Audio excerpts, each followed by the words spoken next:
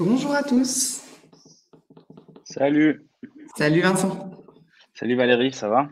Ouais, très bien et toi? Écoute, plutôt pas mal, le soleil vient d'arriver sur la Bon, ça banlieue fait bien. parisienne. Bonjour tout le monde. Je vois qu'on nous dit bonjour aussi dans le chat. Alors, comme vous avez sûrement l'habitude, on a effectivement le chat. N'hésitez pas si vous avez le moindre problème peut-être de son ou quoi que ce soit. On a aussi Chris qui est avec nous et qui justement pourra répondre ou sera là pour vous aider pendant que j'interviewe effectivement Vincent et qu'on parcourt ces fameux 20 conseils. J'ai hâte d'en savoir plus. Vous avez aussi, tant que j'y pense, la partie questions. Donc, à droite, vous pouvez cliquer en bas à droite, soit chat, si vous voulez dire bonjour, me poser des questions. Et puis surtout, la partie questions qu'on prendra à la fin, en fait. On va, je pense, dérouler d'abord, effectivement, les 20 conseils avec Vincent. Et puis, vous pouvez poser vos questions. Vous pouvez aussi voter pour vos questions. Enfin, si elle a déjà été posée, pour la faire remonter. Et comme ça, on pourra les prendre à la fin du webinaire. Voilà. Tout le monde a son café, tout le monde est prêt, réveillé. Eh Moi, ben, de je mon propose. côté, c'est bon. Ouais, c'est tout bon. Allez, allons-y alors. Est-ce que tu nous parlais Alors, peut-être un peu du campus, ouais, pardon, je Odile? vais, je vais raconter un peu ce qu'on fait quand même. Donc, moi, je suis Vincent Le Camus, je suis un des deux cofondateurs de Imo2. Imo2, ça fait bientôt 15 ans qu'on existe. Je vais dire cette phrase jusqu'à que ça fasse 15 ans qu'on existe, ça fait un peu moins. Euh, on a commencé avec un média vraiment pour aider les professionnels dans leur pratique marketing, leur rapport à la nouvelle technologie, l'utilisation des réseaux sociaux, tous ces sujets-là. Et donc, on a un média où on publie des articles de manière hebdomadaire là-dessus pour les accompagner. Et notre communauté, à force de discuter avec elle, nous a dit que ce serait bien si on faisait des formations. Et Mmh. donc, on a lancé un outil de formation il y a 2 ans, 3 ans maintenant, ça va faire 3 ans, qui s'appelle le campus. En fait, on est parti d'un constat simple, c'est que les formations aujourd'hui, c'était pas mal, pas assez efficace, on trouvait. Et donc, on a lancé une plateforme en e-learning pour pouvoir faire de la formation efficace quand on veut, où on veut, avec un côté un peu sexy, où on s'amuse, où c'est sympa, où même la déontologie, les gens, ils trouvent ça cool à regarder, alors que c'est pas souvent le cas.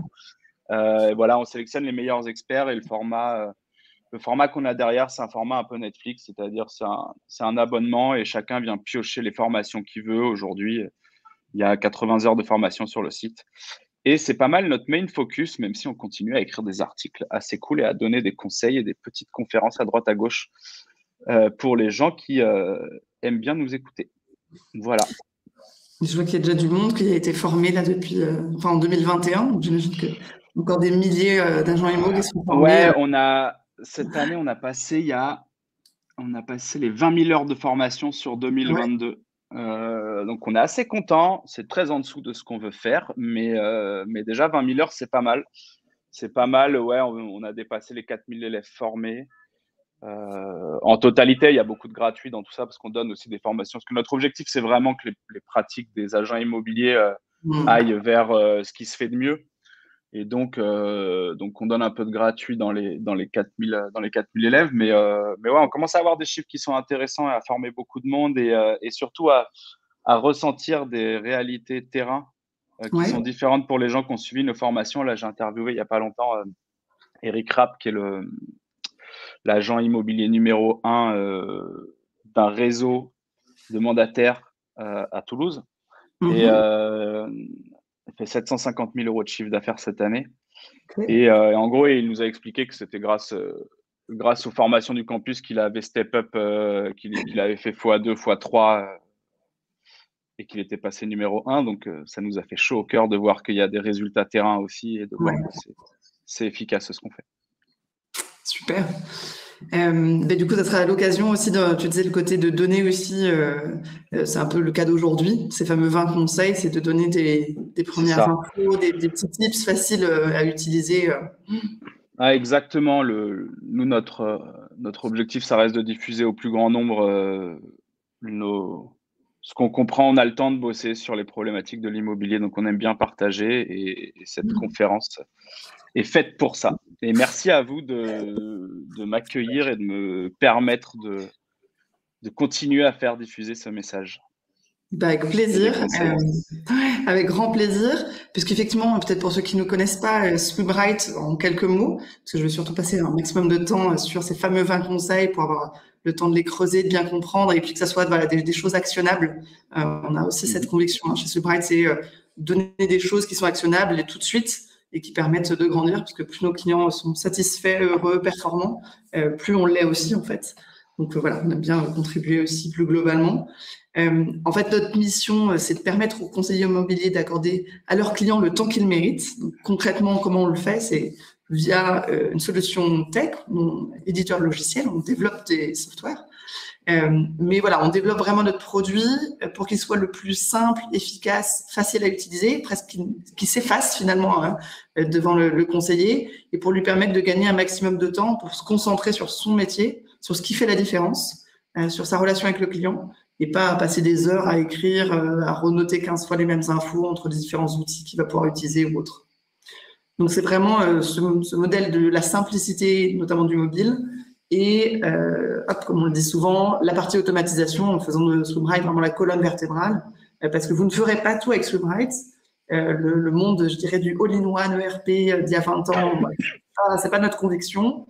Notre conviction, c'est plutôt que vous avez un logiciel métier, donc il est cœur, mais il doit se connecter à tous ces autres outils d'estimation, de gestion des documents, gestion de mandat, etc., même toute la visite virtuelle, tout le marketing automation, tout doit pouvoir parler ensemble pour automatiser un maximum de choses et encore une fois se concentrer sur ce qui a de la valeur, ce qui fait la différence et pas envoyer 15 fois la même info ou le même mail parce que ça, un robot peut le faire pour vous et ça sera aussi bien. C'est intéressant. C'est intéressant parce que dans les discussions que j'ai eues, là, j'ai eu la chance ces derniers jours de discuter avec pas mal de top négo. Et en fait, ce qui fait la différence dans leur entrée de mandat et dans leur sortie de mandat, c'est clairement le temps qu'ils accordent aux clients. Et donc, je pense que c'est le bon combat que de tout faire pour qu'au final, ils passent le moins de temps possible sur leur logiciel et que ce soit du temps efficace et que le Mmh. logiciel travaille pour eux. Et ouais, vous avez été un des premiers à ouvrir logiciel où ça fait 15 ans qu'on parle d'interopérabilité dans le métier en disant s'il vous plaît les gars, ouvrez parce qu'il y a plein de belles choses qui se font à droite et à gauche. Donc ouais, bravo à vous pour ça, c'est très cool. Et ben avec plaisir et puis on aime bien continuer à le marteler et à faire peut-être bouger les lignes et faire bouger aussi nos confrères donc on lâche rien. Alors du coup, bah, c'est parti, plongeons dans le sujet du jour, dans ces fameux Mhm. 20 conseils. Alors on a plein de conseils, t'en délivres Ouais, souvent, on a fait une petite compilation. Le premier, c'était le côté justement de parler de pas la du publicité. produit, mais voilà, des bénéfices, la Bah, valeur. en fait, quand à l'époque où on réfléchissait à ces conseils, la première chose qu'on s'est dit, c'est que au final, une des grosses parties du métier du professionnel de l'immobilier, c'est de faire de la publicité. Mmh. Publicité pour lui, mais publicité enfin pour lui, pour l'agence, mais aussi pour les biens immobiliers. Et le plus gros, entre guillemets, défaut qu'on avait vu et qui est toujours un peu le cas, c'est le fait de vendre un bien par ses caractéristiques. Alors, il y Mmh. a des portails immobiliers sur lesquels on peut mettre les caractéristiques, c'est normal de mettre toutes ces informations-là. Les particuliers veulent cette information-là pour prendre une décision éclairée, c'est normal. Mais au moment où on fait la promotion du bien pour attirer l'œil du client, c'est pas forcément la bonne pratique. Et en fait, les pratiques, elles ont changé. Moi, je l'ai vu avec les pubs Apple, Mmh. mais ça a commencé avant avec des pubs de Nike et de Coca-Cola, où en fait, on vantait ce qu'on pouvait faire. Coca-Cola vend pas une boisson sucrée, en fait. Ils disent pas, regardez, cette boisson, elle a plein de sucre, c'est génial. Elle le vend le moment que tu vas passer avec un Coca-Cola, à partager entre amis, à vivre des moments exceptionnels. C'est pour ça qu'ils se mettent avec toutes les grandes compétitions et compagnie. Du coup, la pub, elle a changé et tout le monde a pris un petit peu le pas. L'idée, c'est vraiment de se focaliser sur les bénéfices qu'on va pouvoir tirer d'un produit. Je donne un exemple qui est précis parce que après, il faut aussi pouvoir l'appliquer à l'immobilier. C'est Ouais, pas forcément exactement. Mmh. mais dans l'application à l'immobilier, si vous avez, par exemple, un bien immobilier où il y a, alors là, on est en hiver, donc on va pas parler des super terrasses, on va parler, par exemple, d'une belle cuisine. Et bah, la première image que vous devez partager, je parle pour les partages réseaux sociaux, les flyers ou la publicité que vous achetez à droite à gauche, bah, c'est Mmh. l'image de cette cuisine en mettant une image partager un repas génial entre amis, la cuisine parfaite pour faire des petits plats réussis, ce genre de choses qui fait que la personne, elle va se projeter dedans et ça va lui générer de l'émotion. Moi, par exemple, j'adore cuisiner. Tu me mets une photo n'importe d'une super belle cuisine, c'est sûr et certain que je vais aller cliquer sur le bien, que je vais voir du coup l'image de l'agence, que je vais voir le logo de l'agence, que je vais voir qu'elle travaille correctement et compagnie, parce que j'ai réussi à me projeter. Si tu mets appartement, 3 pièces, 72 mètres carrés, bon, bah, j'en ai vu passer plein, quoi. Je vais sur Se Loger, sur Le Bon Coin, sur Ouest France, j'en vois 100 000 des 72 mètres carrés de 3 pièces. Donc, l'idée, c'est vraiment de réussir à se différencier en parlant des bénéfices et d'aider les gens à se projeter dans le bien immobilier. Et je sais que dans les exemples qu'on donne, c'est que même des appartements dont la décoration laisse à désirer. Tu peux faire des images avec une photo en mettant challenge pour des gens qui sont passionnés de décoration, même sur des appartements qui sont tout petits, tu peux parler de lifestyle minimaliste. Enfin, il y a plein d'idées à prendre pour pouvoir justement communiquer sur comment la personne va vivre dans le bien, lui donner envie pour faire cliquer sur des publicités plutôt que de faire la sempiternelle et traditionnelle description du bien immobilier. Et le fait est qu'aujourd'hui, toutes les grandes marques le font et que toutes les plus petites marques le font aussi. Donc, ne pas le faire, ce serait se différencier dans le mauvais sens du terme.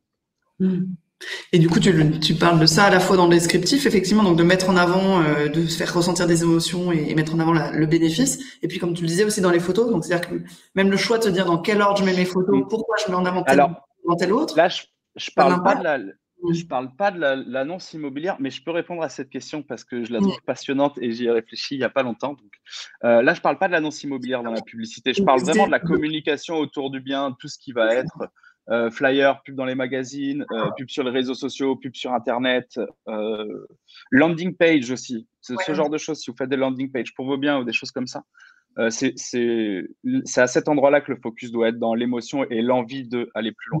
Sur l'annonce immobilière, il faut rester somme toute, faut quand même répondre aux questions, il faut qu'il y ait le maximum d'informations. C'est plus le même sujet, c'est l'étape d'après pour moi, l'annonce immobilière. C'est OK, j'ai été attiré et maintenant, je veux de l'information pour être assuré. Malgré tout, j'ai bossé là il n'y a pas longtemps sur le modèle AIDA pour les annonces immobilières. On s'est un peu posé la question.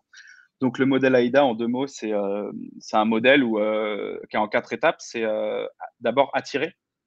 C'est la première chose que tu dois faire pour que les gens y viennent. La seconde chose, c'est créer de l'intérêt, donc intéresser les personnes pour qu'une fois que tu les as attirés, ils se disent « Ok, j'ai envie d'aller plus loin ».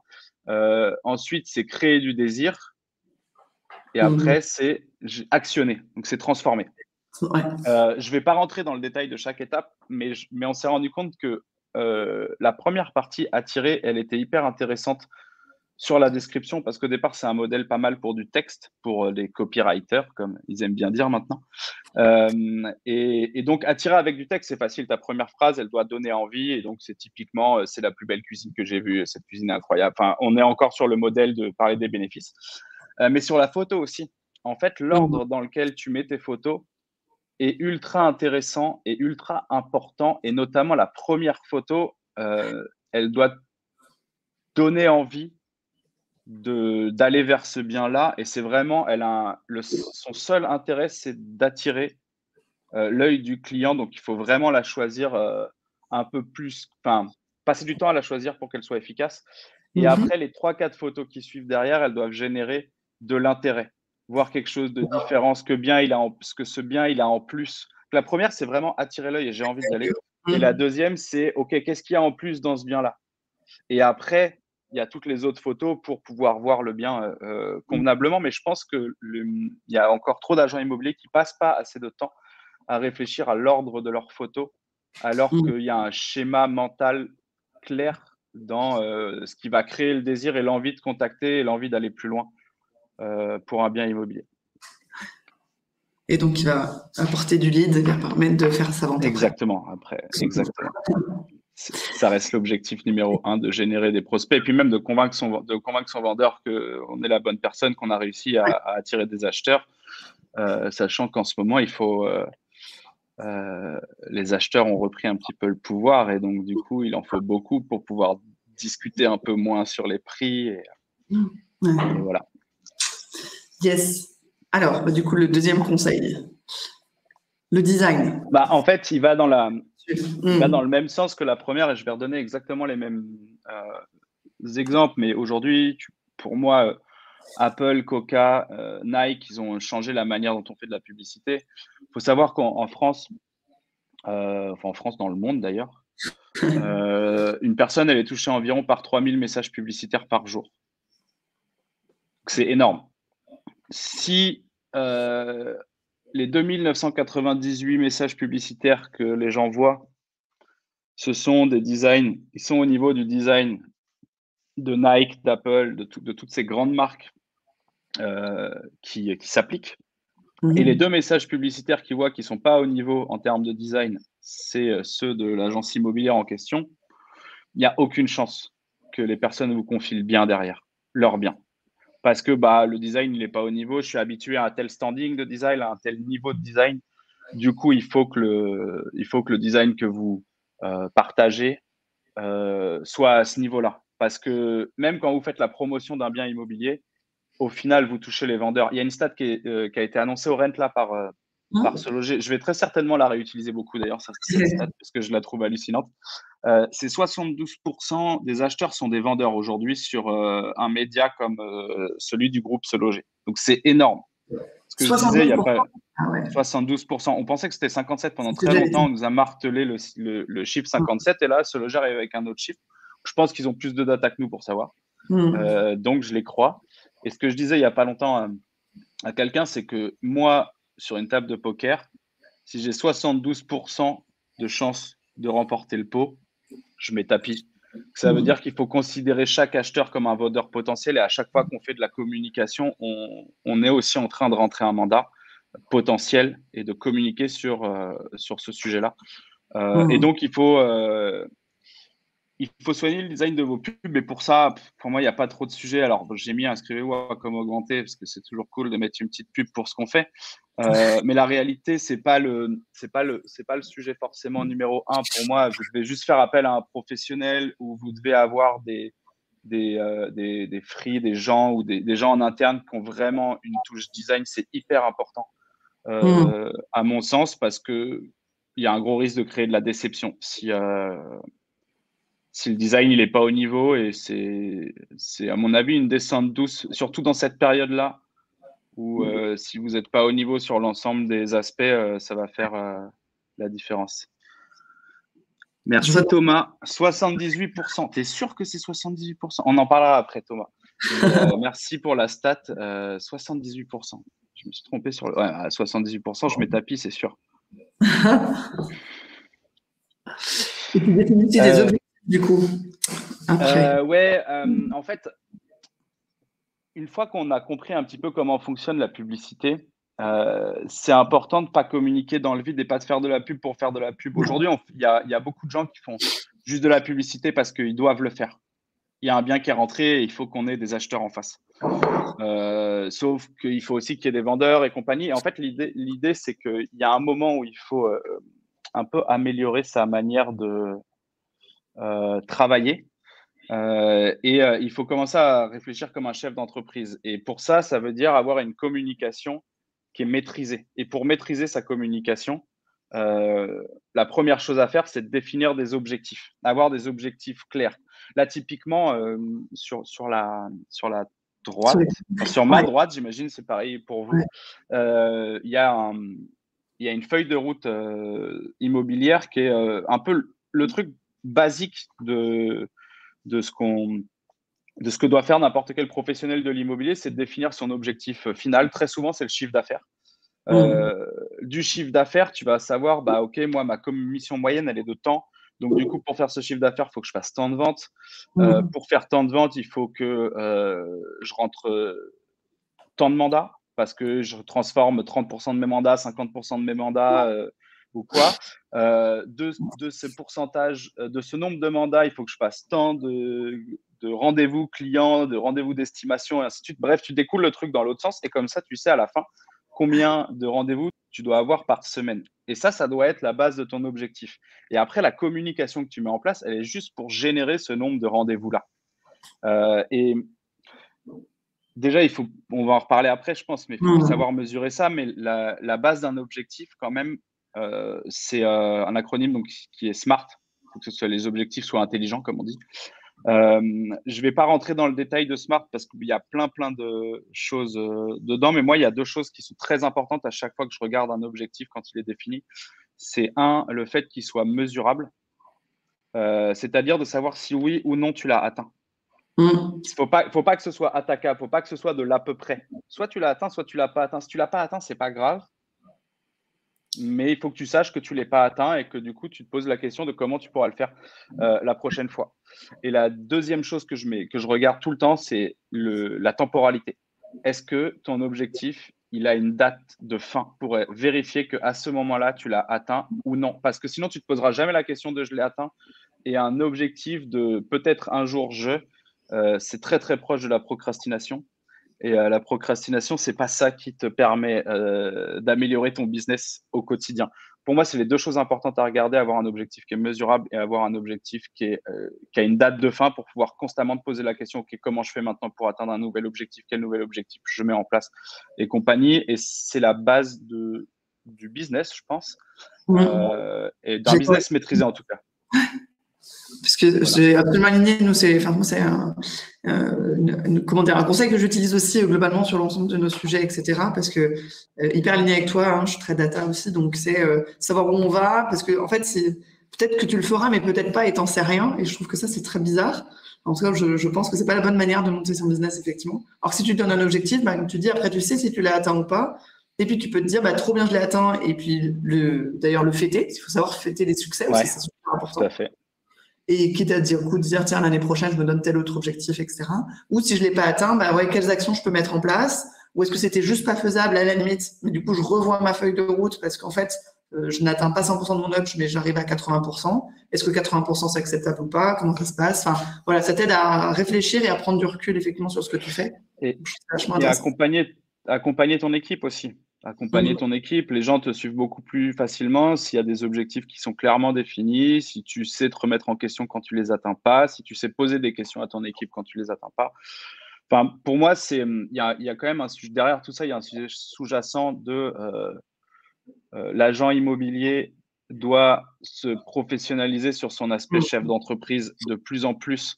Et surtout dans une période 2022-2023 où là, le passage selon les villes où les gens sont, les marchés deviennent de plus en plus compliqués. Il y a énormément de professionnels de l'immobilier, beaucoup plus qu'avant, parce qu'on était dans des années incroyables en termes de nombre de ventes, en tout cas en France. Et là, ça va ralentir un peu. Et la variable d'ajustement dans l'immobilier, c'est toujours le nombre de professionnels de l'immobilier. Donc, ceux qui maîtrisent leurs chiffres, qui savent comment, si le business, OK, il est en train de baisser, il faut que je fasse des actions, ils seront plus à même de s'adapter et de savoir où mener leur barque pendant cette période. Donc, un bon conseil de manière générale, mais effectivement, c'est pas mal pour préparer 2023. Donc, c'est le moment. On est en décembre. Surtout qu'on est en plein dedans, là. L'année prochaine. Ouais, exactement. Moi, j'ai prévu, là, pour ceux que ça intéresse, le 23 décembre. Je crois que le 23, ça doit être le 21. Bref, la semaine prochaine, je relance le dossier objectif immobilier et poser ses objectifs. Et donc, il y aura un article par semaine pour justement récupérer ces documents-là, préparer ses objectifs, poser son année 2022, savoir ce qui a été bon, ce qui n'a pas été bon, et après poser les chiffres de OK, je dois faire tant de rendez-vous par semaine et compagnie pour vraiment préparer 2023. Et ça va être ultra important. Là, ceux qui font cet exercice-là et qui mettent de la rigueur dans la manière dont ils font l'exercice vont faire la différence sur 2023, à part dans les marchés où tout va bien. Je vous souhaite que ce soit le cas, mais j'ai l'impression que c'est en train d'arriver un peu à plein d'endroits où ça va se resserrer. Il y a des agents immobiliers pour qui ça va être plus compliqué que d'autres. Donc, la bonne méthode, c'est mettre ça en place et avoir de la rigueur dans la manière dont c'est appliqué sur le terrain et au quotidien. Alors, ton prochain conseil, pardon. Ah ouais, j'adore ce conseil.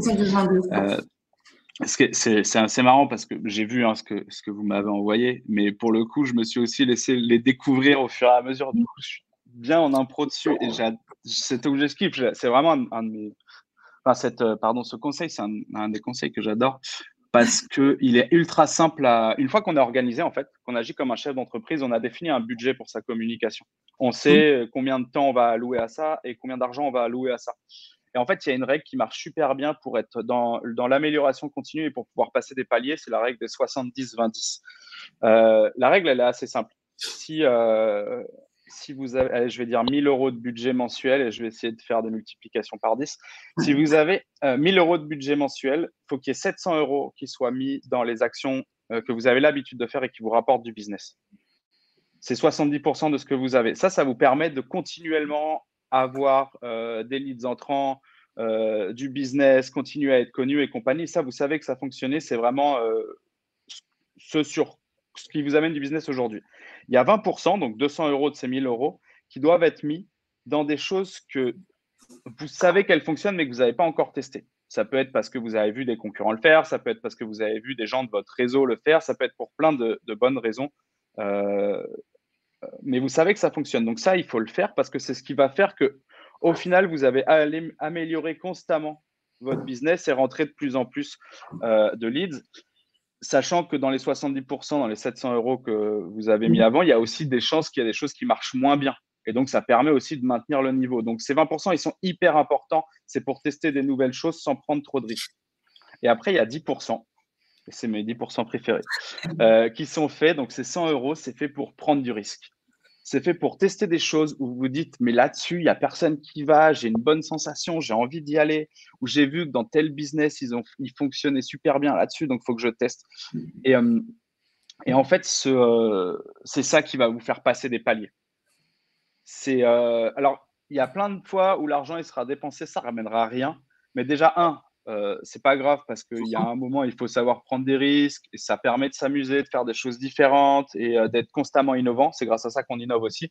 Mais par contre, le jour où vous allez réussir à trouver quelque chose d'exceptionnel, et ben vous passerez vraiment à un niveau. J'ai un exemple que j'aime bien donner, c'est une agence haut de gamme sur Los Angeles qui s'est lancée sur TikTok il y a 5 ans avec des biens de luxe. TikTok, il y a 5 ans, on disait c'était que pour des gamins de 12 ans, des biens de luxe qui se vendent 2-3 millions d'euros. Quel intérêt de présenter ça à des enfants et aujourd'hui, les mecs sont passés dans le top 5 de Los Angeles grâce à leur stratégie TikTok. Mais à l'époque, c'était un risque démesuré. Il n'y avait aucune raison de faire ça. Mais ils ont explosé leur stats. Tout le monde parlait d'eux et ils ont multiplié par 3 ou 4 la taille de l'agence grâce aux 10% du temps qu'ils accordaient à faire quelque chose d'un peu innovant, d'un peu nouveau et compagnie. Donc la règle, elle est très simple, il y a au moins 70% du budget qui doit être fait pour conserver le business que vous avez, 20% pour l'améliorer constamment et 10% pour vous amuser et potentiellement passer à un niveau supérieur à chaque fois que vous trouvez quelque chose d'efficace en termes de communication. Et du coup, cette règle, elle marche bien avec celle d'après, justement, Oui. qui est mesurée. Parce que sinon, tu ne sais pas tes efforts. C'est ça. On revient un peu sur le fait qu'il faut avoir un business cadré et qu'il faut être un bon professionnel. Enfin, il faut être un professionnel, comment dire, chef d'entreprise.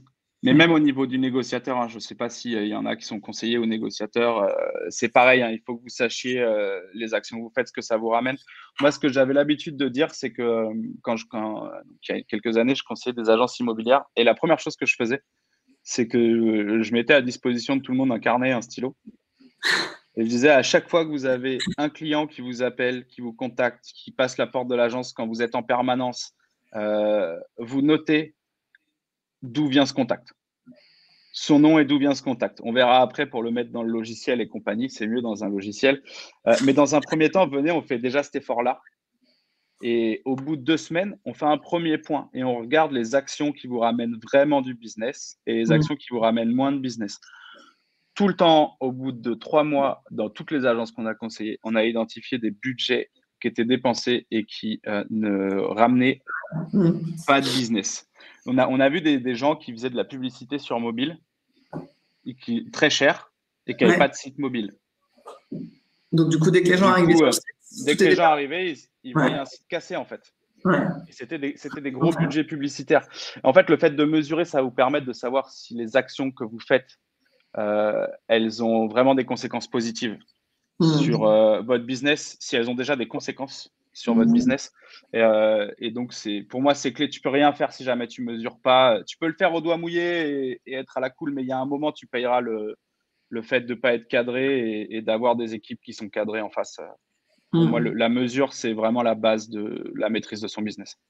Puis tu risques sinon de rester sur du préjugé, du on dit, au lieu de C'est dire ça. en fait, concrètement, je mets des efforts, je mets du temps, je mets de l'argent, il faut mesurer et ça permet tout de suite de savoir. Il n'y a pas besoin de réfléchir longtemps. En plus, du coup, on le voit tout de suite, ce qui marche et ce qui marche pas, et voilà, faut appuyer au bon endroit et finalement pas se prendre Ouais, la c'est tête. ça. Et puis il y a un côté, c'est de l'argent qui est dépensé, quoi. Même si c'est du temps, hein. Dans les deux cas, C'est pareil. il faut savoir si ça rapporte, quoi. Enfin, moi, quand j'achète quelque chose, je veux savoir à quoi ça va me servir, quoi. C'est hyper important. Et le seul moyen de le savoir, c'est de mesurer dans tout ce qui est publicité, communication et compagnie. Et du coup, autre sujet, mais autour de la communication, justement, de mettre en avant aussi Ouais. ses succès. Donc Ouais, exactement. Habituellement, ce que je dis dans l'immobilier, il y a deux choses sur lesquelles il faut communiquer très fort. C'est les biens qui vont bien fonctionner et mettre un plus gros focus là-dessus, ce qu'on appelle nous les biens stars. Et l'autre chose qui est très importante, c'est les témoignages et les succès. Il y a beaucoup de professionnels qui ont encore peur de dire ouais, mais j'ai peur d'être pédant, de me vanter ou qu'on croit que. Sauf qu'en fait, il faut voir le sujet dans l'autre sens. Moi, si j'ai un bien immobilier à vendre demain, bah, je veux travailler avec un agent immobilier dont je sais qu'il vend, en fait. Je sais qu'il a des clients satisfaits. J'ai besoin d'avoir cette information-là pour prendre ma décision. Et les gens qui communiquent pas là-dessus par peur de mal faire ou de se la raconter, bah, à la finale, personne ne sait qu'ils vendent et du coup, on va moins vers eux. Et donc, c'est rassurant d'un agent immobilier qui vend, c'est son job. Donc, il faut communiquer là-dessus. Après, il y a des manières de le faire. Il y a des touchs qui sont. Il faut pas le crier dans la rue tout le temps et montrer je suis un agent immobilier qui vend, j'ai encore fait une vente et compagnie. Il y a des manières plus douces de le faire, mais il faut penser à le faire. Il faut le faire déjà aujourd'hui avec les notations et compagnie, ça devient de plus en plus important. D'ailleurs, pardon, parenthèse, mais j'ai discuté avec un agent immobilier qui faisait de la gestion locative qui est ultra fort dans le sud de la France, dans les montagnes. Et je lui disais que sur la gestion locative, comment tu rentres du business? Il me disait en fait, c'est fou, c'est grâce à nos notations sur Google. Et en fait, la plupart du temps, c'est des gens qui cherchent une autre agence, qui ont l'habitude de travailler avec d'autres agences. Mais comme on est l'agence la mieux notée à chaque fois et que les autres, ils font pas attention à leur notation, on prend tout le business de la ville chez nous, en tout cas une grosse partie du business, parce que dès qu'ils tombent sur Google, c'est sur nous qu'ils tombent. Donc, il y a déjà cette manière-là. Pardon. Non, j'allais dire justement parce que donc, les personnes cherchent sur Google et forcément vont prendre la mieux en fait. Donc par défaut, il y a du lead qui arrive tout seul en fait. C'est ça, mais ils cherchent le numéro de téléphone. Aujourd'hui, mon premier réflexe, quand je cherche même de mon agence immobilière à l'heure actuelle, quand je cherche un numéro de téléphone, je retourne sur Google. Je tape le nom de l'agence, tac, et j'appuie sur appeler sur Google. Et je vois bien qu'elle a une mauvaise note, cette agence immobilière. C'est ça. Alors que celui d'à côté, tiens, elle a une super note quand même. C'est ça. Et du coup, elle me disait que vraiment que ça lui ramenait beaucoup de business. Et après, il y a un autre petit truc qui marche assez bien. Là, on est dans l'ère des stories et compagnie. Pour pas pourrir les trucs des réseaux sociaux et son fil d'actualité. Ce qui est pas mal, c'est de mettre des stories justement de j'ai vendu, j'ai un client qui est satisfait, regardez mon témoignage, ce genre de choses comme ça. C'est doux.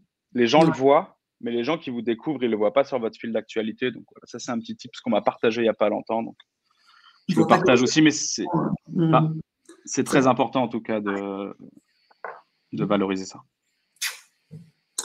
Mettez en avant vos succès et du coup, finalement, surtout les gens qui vous font confiance en fait. Mais du coup, c'est ça. On en arrive à. Ça fait beaucoup de choses à faire dans la semaine au final.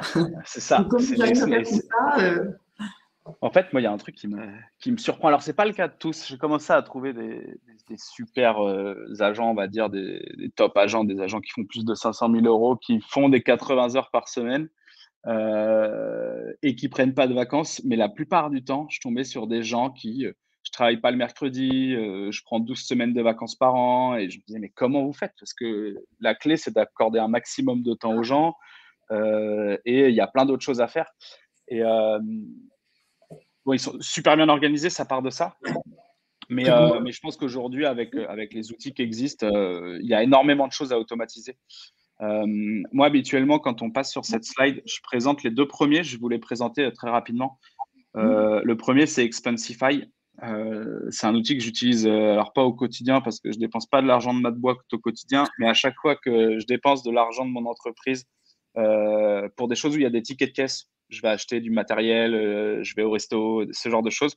Et bah derrière, j'utilise Expensify, c'est un outil de compta. Je prends en photo mon ticket de caisse et automatiquement, ça va récupérer la TVA, le prix, la typologie de dépenses, la date. Ça va mettre tout ça dans un joli fichier Excel. Et à la fin du mois, ce fichier Excel, il part à ma comptabilité et j'ai rien d'autre à faire que y penser à chaque fois que je fais une dépense, de prendre en photo le ticket de caisse. Ça fait gagner un temps fou dans ma vie. Je présente Buffer, il y en a d'autres, il y a Outsuite, c'est vraiment pour automatiser des messages sur les réseaux sociaux. Nous, en fait, en interne, ce qu'on fait, c'est que ça nous prend 1 heure par semaine d'être sûr que pendant toute la semaine, il y a des messages qui vont partir sur les réseaux sociaux pour Imo2, pour le campus, pour Com Augmenté. Et donc, ça fait gagner un temps fou aussi. Au moins, vous êtes sûr que votre page, elle est animée et compagnie. Il n'y a rien de pire qu'une page qui n'est pas animée sur les réseaux sociaux. Et après, il y a plein d'autres trucs qui sont d'un niveau plus ou moins geek, mais je vais quand même insister sur un point parce que je trouve ça important vu qu'on est avec des gens qui utilisent Sweetbright. C'est le fait que vous soyez plugué avec Zapier. Moi, je ne sais pas combien j'ai d'automatisation Zapier pour mon entreprise, mais je pense on va atteindre les 1000 là dans pas longtemps. Ouais. Zapier, c'est ouais, on a tout automatisé. Zapier, c'est magique. Vous avez la chance d'avoir un outil comme Sweetbright qui est plugué à Zapier et qui permet d'automatiser tout un tas d'actions. Alors, j'ai pas la liste de toutes les actions qu'on peut automatiser, mais j'ai vu que c'était plugué avec Mailchimp. Donc, déjà, vous pouvez envoyer des mails de manière totalement automatique. J'ai vu tout à l'heure que c'était plugué aussi avec NodalView, avec MyNotary, parce que j'ai reconnu les logos sur la slide de tout à l'heure. Donc, c'est des choses qui vont vous faire gagner un temps fou. Passer du temps là-dessus à réfléchir à des automatisations parce que, OK, c'est peut-être 1 heure que vous allez passer pour bien comprendre et bien configurer le truc, mais c'est 1 heure, ils vont vous faire gagner 10 minutes chaque semaine. Et donc, au bout de 6 semaines, ces 1 heure, elles seront rentabilisées.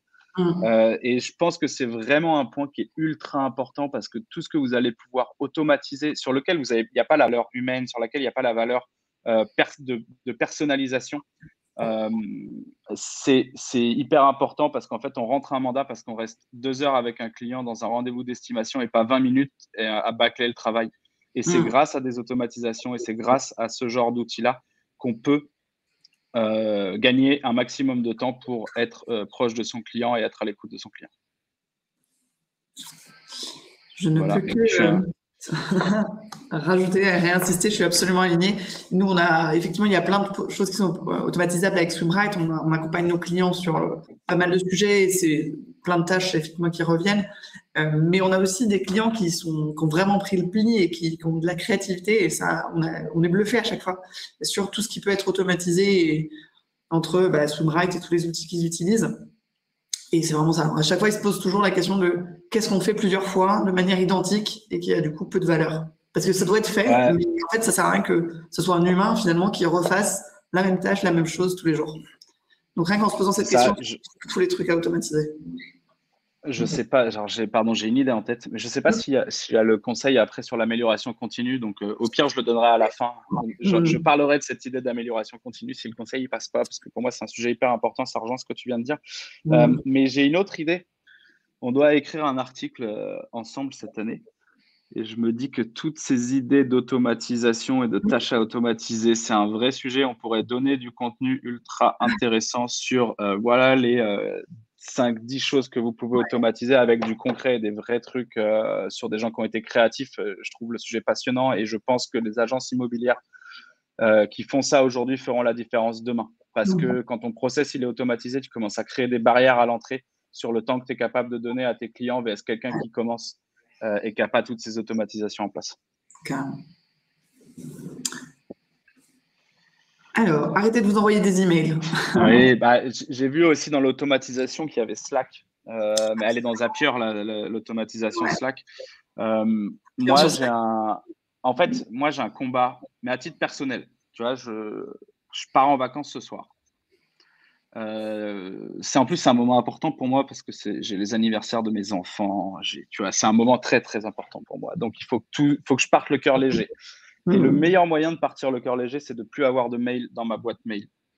parce que ça veut dire que je suis arrivé au bout de ce sujet-là. Et donc, la première chose qu'on a fait avec Florian, avec nos équipes, c'est d'identifier les mails qui polluaient notre boîte mail. Et en réalité, le premier mail qui pollue notre boîte mail, la première typologie de mail, c'est les mails qu'on reçoit de nos collègues, des gens avec qui on a l'habitude de travailler. Même quand tu es tout seul, il y a toujours un photographe, un diagnostiqueur, un courtier avec qui tu échanges constamment.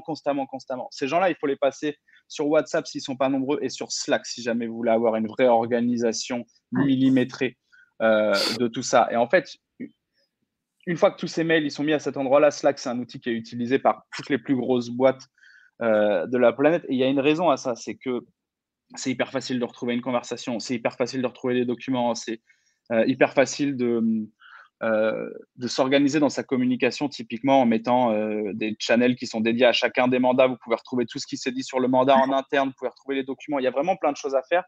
Et typiquement, nous, on a plein d'automatisation où il y a des choses qui viennent sur Slack. Aujourd'hui, on a plus de 10 000 notations sur le campus, par exemple.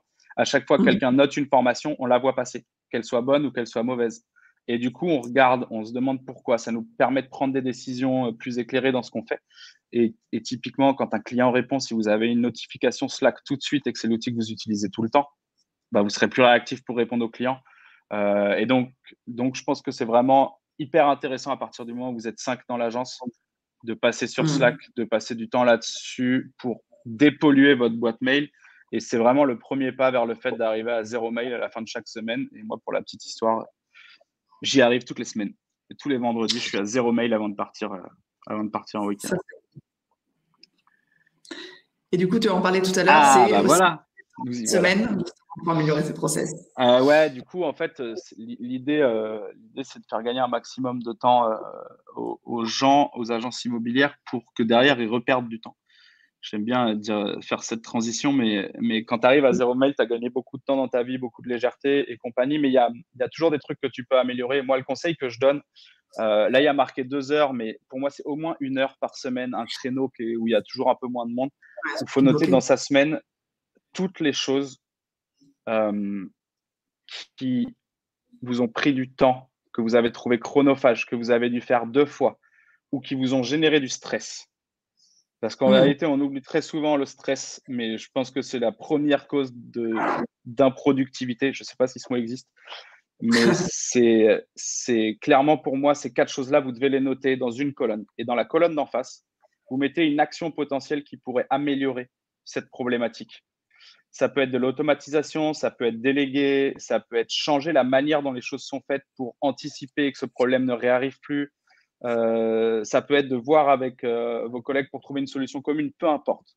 Et chaque semaine, mettez au moins même 2 choses en place, en test. Ça ne marchera peut-être pas, mais à force de le faire, si vous le faites chaque semaine, au bout de 3 mois, de 6 mois, vous serez beaucoup plus productif, vous aurez automatisé plein de choses, vous aurez beaucoup moins de stress, vous serez beaucoup plus disponible dans votre manière de travailler parce que vous ne faites plus les choses chronophases, ou vous les faites moins, ou vous les faites mieux.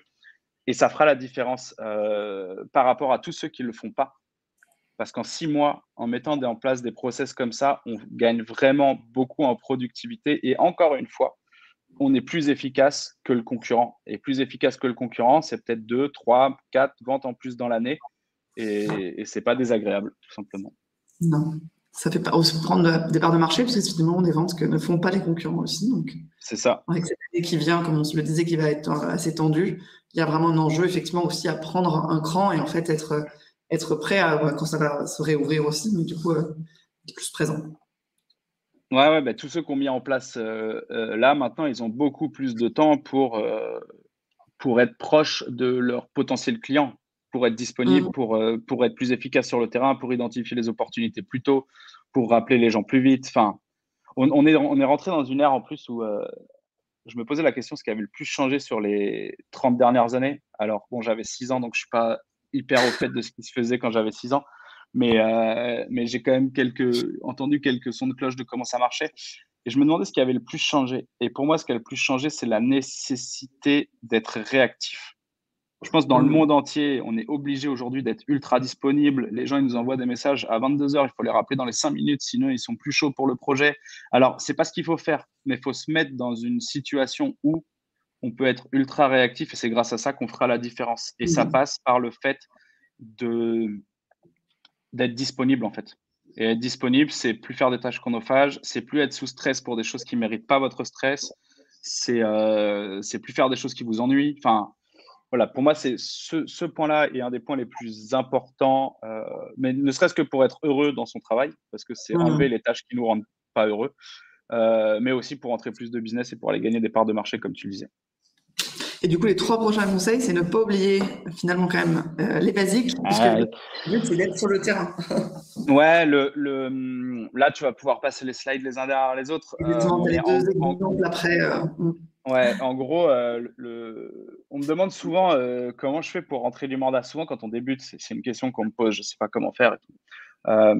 Et en fait, il n'y a pas de secret, ça fait des années, on voit plein de pubs passer sur les internets qui disent regardez, grâce à moi, vous n'aurez plus besoin de prospecter. C'est une méthode ancienne, ça ne marche pas. La réalité, c'est que ce qui fait ses preuves aujourd'hui pour rentrer du mandat, surtout dans des périodes difficiles comme ça, c'est d'être le premier agent immobilier à identifier une opportunité. Alors, ça ne veut pas dire être un bourrin et mettre le pied dans la porte obligatoirement, mais c'est appeler les gens au téléphone, prendre de l'information, suivre ses clients, faire du porte-à-porte, mais de la bonne manière. Mais la prospection terrain, elle est indispensable. Et en fait, on a même réfléchi avec tous nos experts du campus sur comment devrait prospecter un professionnel de l'immobilier. En fait, on en est arrivé à la conclusion que le premier point, c'est toujours la rigueur.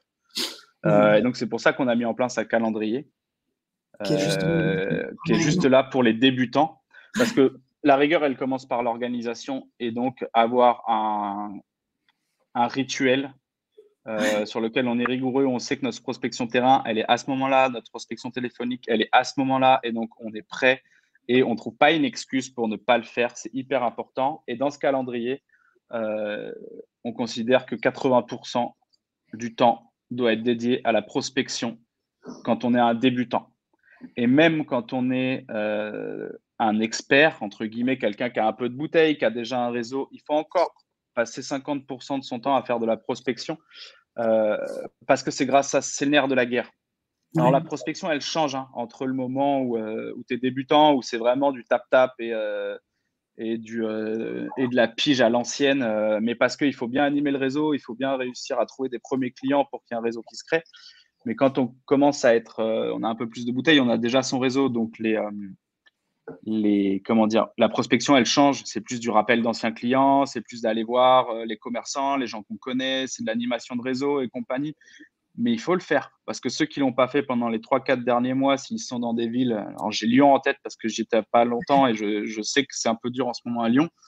Ceux qui l'ont pas fait pour les 3 derniers mois, bah, là, ils n'ont pas le pipe qui leur permet d'être serein pour commencer l'année. Et même s'ils arrivent à 0 mail, ils auront quand même un petit peu de stress pendant les vacances de Noël. Donc la prospection, si tu l'as fait aujourd'hui, elle te rapporte du business demain. Donc, c'est hyper important de le faire. Sinon, tu en veux à ton ancien toi. Pardon. Non, c'est ça, c'est toujours la difficulté dans tous les métiers finalement commercial, où tu as cette phase de prospection, puis tu as le temps effectivement que tu fasses ta vente, etc. Donc, il y a toute une durée. Mais en fait, si tu fais de la prospection, tu rentres du pipe, tu le traites, il redescend, donc tant mieux normalement tu vends. Mais après, tu te retrouves, paf, à nouveau, il n'y a plus rien. Donc, tu dois redémarrer. Et donc, si tu fais ça, tu as un effet où en fait, bah, tu fais tes ventes, mais tu perds ton temps en fait, parce que tu mets du temps, tu as ta vente, et après, il faut tout redémarrer. Alors que si tu arrives, et c'est toujours l'enjeu, et tu l'as grâce à ce type de rituel, comme tu me présentais, c'est si tu arrives à avoir le début de ton pipe et effectivement aussi la gestion des skis en cours, si tu arrives à paralléliser les deux et avoir toujours des actions sur l'ensemble, bah, tu rentres toujours en entrant et puis après, tu travailles et tu sors aussi de la vente. Quoi. Donc, voilà, c'est important d'arriver à tout faire un peu en parallèle et donc ça demande d'être bien organisé, effectivement. Ouais, et les bons commerciaux, ils savent, ils ont des chiffres. Pareil, on parle d'objectifs, de KPI, d'indicateurs clés et compagnie, mais ils savent que si dans leur pipe, il n'y a pas tant de personnes à potentiellement transformer, il faut refaire de la pros. Parce que les gens que tu es en train de transformer, tu vois, il y a des temps chauds, des temps froids pour les transformer. Il faut être bon dans ces moments-là. Mais il faut faire hyper attention à ce que le pipe ne se désemplisse pas parce que sinon, bah, tu as des périodes de vache maigre. Et c'est un des problèmes d'ailleurs des conseillers immobiliers, encore plus ceux qui sont tout seuls. Mais c'est qu'ils passent leur vie à faire ça, quoi. J'ai plus personne, j'ai quelqu'un, j'ai plus personne, j'ai quelqu'un. Émotionnellement, c'est injouable de vivre sa vie comme ça. Enfin, je leur donne toute ma force et tout mon amour à ces gens qui font ça, mais je leur conseille surtout d'avoir toujours un pipe rempli et de passer du temps sur de la pros pour qu'ils ne soient plus dans ces ascenseurs émotionnels constants, quoi. Et puis du coup, la réputation en ligne, on en a parlé un petit peu tout à Ouais, l'heure. Tu disais, voilà, ouais. c'est…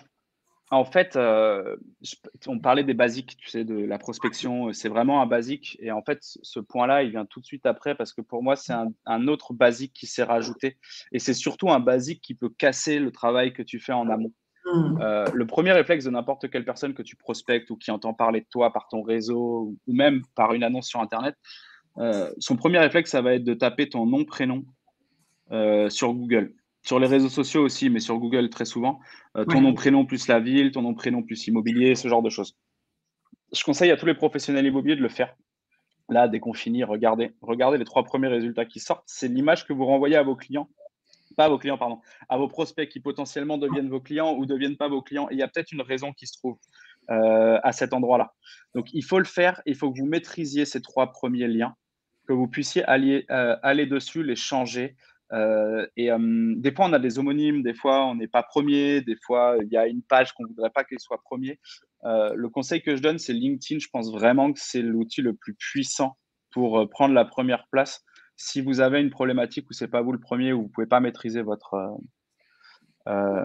réputation à ce moment-là, changez totalement votre description de LinkedIn, mettez tout à jour et faites-le pendant 3 mois, toutes les 2 semaines, de rajouter des informations, rajouter des informations, rajouter des informations. Vous allez prendre la première place. En 3 mois à peu près, vous êtes quasiment sûr que vous prenez la première place. Mais en tout cas, vous devez absolument maîtriser cet endroit-là. C'est hyper important, surtout sur votre nom, prénom immobilier, nom, prénom, ville et le nom de la marque de l'agence aussi. Mais ça, normalement, vous le savez déjà. Ouais. En tout cas, j'espère.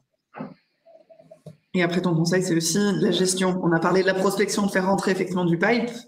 Il faut Ouais. le traiter derrière. C'est ça, c'est que, en fait, le point, c'est que la pros, quand on fait du terrain, du tel et compagnie, on se met toujours à notre niveau de capacité à traiter. Mais dès qu'on veut passer l'accélérateur, parce qu'aujourd'hui, il y a quand même des outils d'accélérateur. On parlait des 70-20-10 tout à l'heure, je parlais des réseaux sociaux, il y a aussi des techniques de publicité sur Internet. Mais ça, c'est des outils qui génèrent beaucoup de leads, qui sont d'ailleurs un peu moins chauds que ceux de la prospection. C'est pour ça que c'est important de commencer par de la prospection. C'est que derrière, en fait, ça va vous amener de l'argent que vous allez pouvoir utiliser sur de la transformation, sur de la publicité en ligne ou d'autres canaux de transformation. Mais sauf que si vous dépensez cet argent et que vous n'avez pas le process pour traiter derrière, que vous n'avez pas le temps à accorder aux clients, que vous n'avez pas le temps à accorder à vérifier que les leads ils sont chauds, trouver la bonne manière de les travailler pour que ça vous, de les qualifier, de les travailler pour que ça vous ramène vraiment du business derrière, c'est de l'argent jeté par les fenêtres et il vaut mieux faire de la prospection à la place. Donc, tant qu'il n'y a pas le temps pour, allez pas sur ces sujets-là, tu peux mettre le slide d'après. Parce que c'est… Et du coup, une fois que c'est traité, c'est à ce moment-là, alors que tu peux remettre effectivement de l'effort dans l'acquisition, en fait. C'est ça, il faut avoir du temps, il faut se dire, OK, maintenant, mon process, il est généré, je sais quand je passe mes coups de téléphone, quand je fais de la prospection de terrain et combien de temps j'ai à accorder à potentiellement de la génération de prospects sur Internet. Là, c'est assez simple, c'est un triptyque qui est assez connu, mais qui marche très bien. Tous les professionnels de l'acquisition online font ça. C'est publicité. Publicité qui renvoie vers une landing page. Et la landing page, elle te permet de récupérer une information de contact qui va te permettre de retraiter le client par la suite pour identifier quand est-ce qu'il est chaud. Publicité, ça peut être AdWords ou Facebook. Le réseau Meta, c'est Facebook et Instagram. Donc après, il y a des techniques. Ça, je vous invite à vous renseigner. Nous, on a du contenu, si vous voulez, sur Imo2 qui dit comment bien faire. J'insiste juste sur la partie landing page. En fait, la pub, elle doit ramener sur une landing page. Et en fait, c'est hyper important. Il y a encore trop de gens qui renvoient directement vers leur site.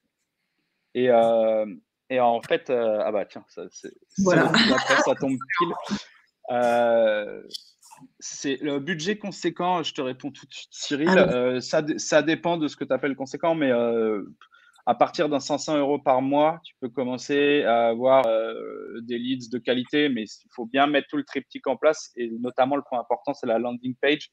Le l'objectif de la landing page, en fait, c'est de récupérer le contact de la personne, mail et ou téléphone. Téléphone quand c'est approprié par rapport à l'offre de valeur que tu proposes sur ta landing page. Si c'est pour recevoir la fiche des prix de tel quartier, donner son numéro de téléphone, ça n'aura pas de sens et ça va tuer votre taux de transformation.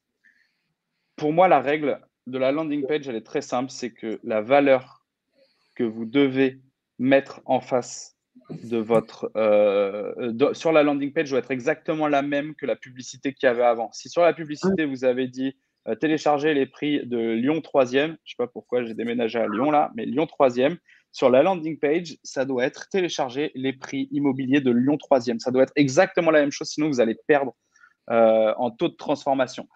Et on renvoie très souvent sur le site internet et compagnie. Et je trouve qu'il n'y a rien de pire parce que c'est des pages lambda vs des pubs qui sont travaillées. Et en fait, si vous divisez par 2 votre taux de transformation, vous multipliez par 2 le coût que vous avez. Et on a l'habitude de dire que c'est un peu de l'argent jeté par les fenêtres quand on a une landing page qui est pas optimisée. Donc, c'est vraiment le point le plus important de la transformation web. C'est cette page qui va permettre de générer des prospects et des leads.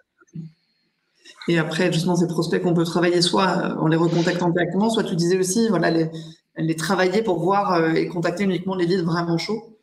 Ouais, en fait, il y a des méthodes pour identifier les leads qui sont chauds. Alors, ça dépend vraiment de chaque publicité, de chaque quartier, de chaque typologie de client et compagnie. Mais déjà, l'automatisation, le simple fait que quand un lead il vous contacte, et ben, automatiquement, vous pouvez renvoyer un mail tout de suite pour qu'il remplisse un formulaire. Ça crée un petit peu de friction, mais c'est de la friction qui est bonne puisqu'elle permet de valider ceux qui sont vraiment chauds et qui sont vraiment dans une démarche active. Et ça vous permet de savoir qui rappeler et qui pas rappeler. Et les gens qui remplissent pas le Typeform, eh ben, c'est pas grave, ils sont quand même dans votre base de données. Et là, vous pouvez mettre tout un tas d'automatisation en place. Ça peut être d'envoyer une newsletter fréquente, mais ça peut être aussi une suite de mails de suite à un projet immobilier pour un acheteur avec du contenu, des questions, du contenu, des questions. Et puis, quand il répond à la question via un formulaire, paf, vous savez que vous pouvez le rappeler. Ça, c'est ce qu'on appelle, alors, on parle d'inbound marketing, pour moi, c'est plus de l'incubation de prospects. L'idée, c'est vraiment que votre base de données, elle travaille pour vous et elle vous identifie qui sont les prospects chauds dans la base. Et si vous avez un bon système en place là-dessus, et ben, normalement, ça vous permet d'identifier les projets immobiliers avant votre concurrence. Parce que c'est votre base de données qui travaille et comme il vous connaît, et ben, il revient plus vite vers vous à ce moment-là. Et après, quels réseaux sociaux? C'est souvent la grande question. Je vois juste Fred qui dit, c'est quoi le triptyque? Le triptyque, c'est publicité, landing page, automatisation. Il faut faire une bonne publicité, une bonne landing page et après, il faut avoir la base de données qui travaille pour savoir qui sont les prospects qui sont chauds. Parce qu'ils ne seront pas tous à l'instant T et il ne faut pas perdre tous ceux qui le seront peut-être dans 2-3 mois. Si on les travaille. Oui, puis tu les as payés. Ces prospects à payer pour les avoir dans ta base de données. Il faut rentabiliser. Là, en fait, c'est l'étude ImOpinion. On pose plein de questions dans l'étude ImOpinion et notamment, est-ce que vous utilisez les réseaux sociaux et si oui, comment? Et salut Thierry. Et en fait, on s'est rendu compte qu'aujourd'hui, les réseaux sociaux les plus utilisés, mais on le sait, hein, c'est Facebook, Instagram, LinkedIn. Il y a TikTok qui est en bas. On attend la prochaine étude pour le voir arriver assez haut. En tout cas, j'espère. Je pense que vraiment, c'est un endroit différenciateur. C'est pas sur cette slide parce qu'on l'a pas mis dans les conseils, mais non, mais 98% des professionnels de l'immobilier utilisent les réseaux sociaux et utilisent notamment Facebook. Donc voilà, pour moi, le réseau social, si vous êtes sur aucun réseau social, allez sur Facebook, c'est hyper important. C'est là où il y a tout le monde. Enfin, il y a énormément de business, même si on dit que c'est en train de ralentir. En vrai, les gens qui sont dessus, c'est des CSP+, des gens qui ont plus de 35 ans. Bref, la cible aujourd'hui des vendeurs immobiliers. Donc, faut être là-dessus.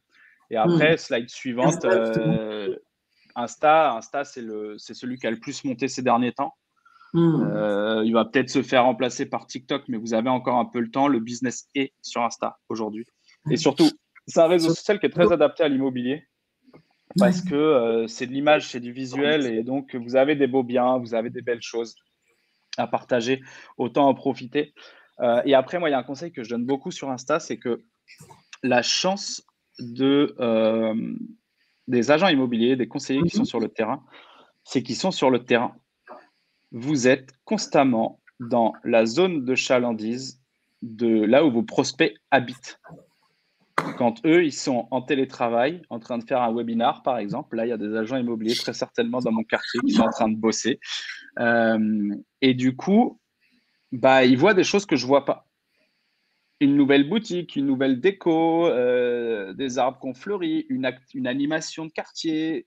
Et ça rend intéressant le sujet. Et donc, sur Instagram, je conseille de prendre en photo ce genre de choses et de se géolocaliser à chaque fois. Et vous allez finir par toucher les gens de votre zone de chalandise et vous aurez des clients qui sont qualitatifs. Eric Rapp, il me disait, c'est la personne dont je parlais au début, là, qui a fait 750 000, il me disait sur Insta, moi, je suis trop content parce que grâce à votre formation, je suis à 1600 personnes, ce qui n'est pas incroyable. Mais il me disait, mais j'ai 1600 personnes de mon quartier. Ouais. Donc, en fait, c'est hyper efficace. Je n'ai pas besoin des autres. Ce n'est pas ce que je recherche. Et donc, voilà, la géolocalisation, les événements du quartier, les choses qui changent dans le quartier, ça intéresse. Moi, ça m'intéresse. Enfin, c'est bête. S'il y a une animation, là, il y a un concert au bout de la rue, je suis trop content de le voir passer et de me dire, mais ouais, je vais faire ça cet après-midi. Bref. Tu dis bien Insta, c'est un bon moyen, mais c'est vraiment de connaître le quartier. Ouais, dans la communication, en fait, ce qu'on a l'habitude de dire avec nos équipes, c'est que il ne faut pas parler que d'immobilier. On nous pose souvent la question de quoi il faut parler sur les réseaux sociaux. Et ça marche pour Facebook, pour Insta, pour TikTok. Alors après, il faut prendre les codes de chacun des réseaux sociaux. Mais Cyril, je répondrai à ta question après parce que ça va me faire dériver.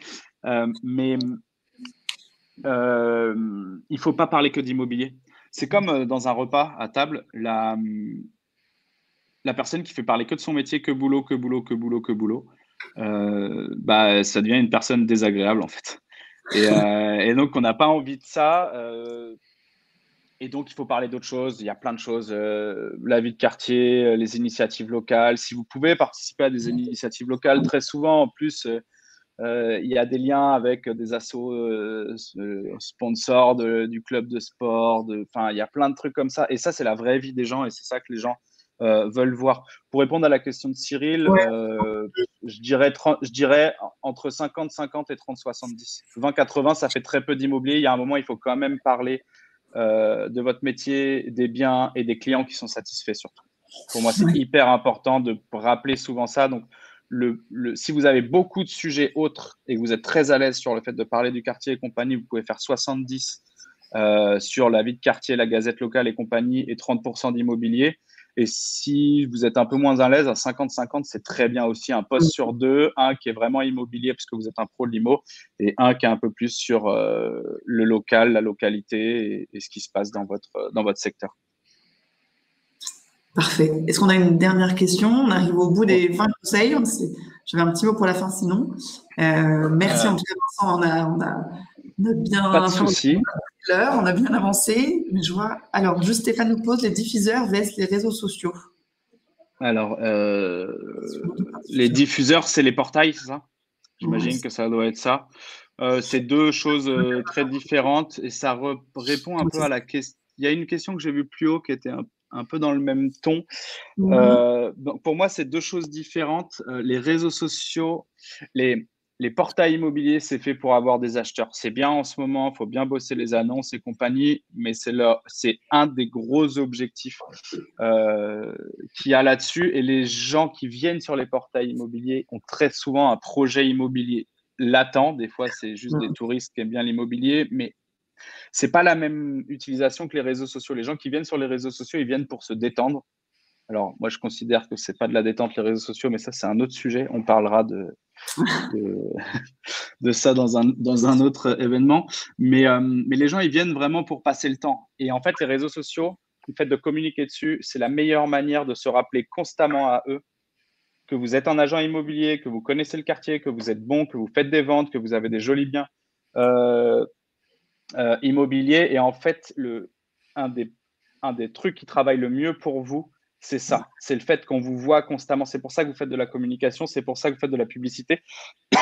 C'est pour que le jour où la personne, elle décide de vraiment lancer son projet Mm. immobilier, la première personne à laquelle on pense, ce soit vous. Il y a 3 ans, il y avait une étude qui avait été faite par Orpi de Souvenirs qui disait qu'on met plus ou moins 3 années entre le moment où on commence à se dire tiens, je vais mettre mon bien en vente et le moment où on le fait vraiment. Bah, si Ah pendant oui. ces 3 années, c'est vous qu'on voit le plus, et bah, au moment de prendre la décision, c'est vous qu'on contactera. Et les réseaux sociaux, c'est vraiment ce sujet-là qui fait la différence. Après, ça crée de la sympathie. C'est vraiment pas les mêmes médias. Il y a un côté qui vous êtes, humain, côté sympathique, alors que sur les portails, il y a un côté un peu plus formel, image de marque qui est très importante aussi. Il faut bien la Mm. mettre, faut bien le faire. Moi, il y a un truc qui est très sous-estimé d'ailleurs dans les portails immobiliers, c'est les pages des agences de bien avoir des belles images, des belles descriptions, des choses qui soient propres, qui donnent envie et qui donnent une belle image de marque de l'agence. Mais c'est vraiment deux choses différentes. Et oui, le fond, la forme, il y a un petit peu de ça, mais pas que. Il y a quand même un côté sur les réseaux sociaux où tu te rappelles constamment aux gens de qui t'es, ce que tu fais et qui penseront à toi le jour où ils voudront mettre leur bien en vente. Donc c'est plus long terme finalement hein, que le portail va être sur voilà, j'ai un bien et je vais chercher du lead qui est tout de suite intéressé, etc. C'est ça. Ad vs diffuseur d'annonces. Bah, les ads, tu peux les utiliser pour tout, là où les diffuseurs d'annonces, c'est que pour les acheteurs. Euh, Le même état d'esprit. Les ads, c'est pour ouais, éviter des gens qui cherchent, qui se posent des questions peut-être plutôt, alors que sur la diffusion d'annonces, c'est vraiment un bien où tu vas chercher des acquéreurs potentiels qui ont déjà un projet bien identifié. Donc, ouais, il y a un peu de ouais. ça, et puis il y a, ça te permet de récupérer des listes d'une autre manière. Pour moi, Ouais. mais c'est plus difficile. En fait, le truc, c'est que c'est plus facile, les diffuseurs d'annonces. Ça coûte plus cher, mais c'est plus facile. Les ads, c'est d'autres manières. Il faut être un peu plus créatif. Mais à la finale, ça te coûte moins cher. Mais ça prend beaucoup plus de temps de mettre les choses en place. Et puis, tu peux plus cibler des acheteurs. Tu peux plus, enfin, tu vois, as plus les mains libres, en fait. Et ta créativité et la manière dont tu fais de la pub peut faire la différence. Mais pour moi, ça a un peu les mêmes objectifs à partir du moment où tu considères dans les diffuseurs d'annonces maintenant le fait qu'ils te génèrent des propriétaires vendeurs aussi, puisque Le Bon Coin a cette offre-là, le groupe Aviv avec Se Loger Meilleurs Agents aussi. Donc maintenant, ils font un peu les deux. Donc les ads, pour moi, c'est un truc complémentaire qui te permet de te différencier, d'aller potentiellement plus vite, moins cher. Puis chercher d'autres canaux Voilà, pour du coup effectivement ne c'est pas ça. être dépendant d'un seul canal. Et Alors, ça, c'est hyper important d'ailleurs. ouais. C'est un vrai point de ne pas être dépendant d'un seul canal, parce que si le canal il baisse, Bah, t'as bah, plus ton aucune. business il baisse en fait. Enfin, c'est automatique. Ton mot de la fin, souvent je sais que tu aimes bien donner un conseil d'un leader. Comment tu Ouais, vas avoir un peu bah, il le faut mot que je, du jour? faut que moi, il y a un conseil que j'adore, qui est ultra simple. C'est Mauricio Umansky qui dit ça. Bon, après, on l'a un peu twisté parce que ça fait tellement longtemps que je donne ce conseil que maintenant, il y a un peu de notre sauce dedans, un peu de plein de gens avec qui on en a discuté. C'est le conseil de l'elevator pitch. Mmh. Alors, pour repositionner ce que c'est qu'un elevator pitch, au départ, c'est pour les startups, je crois.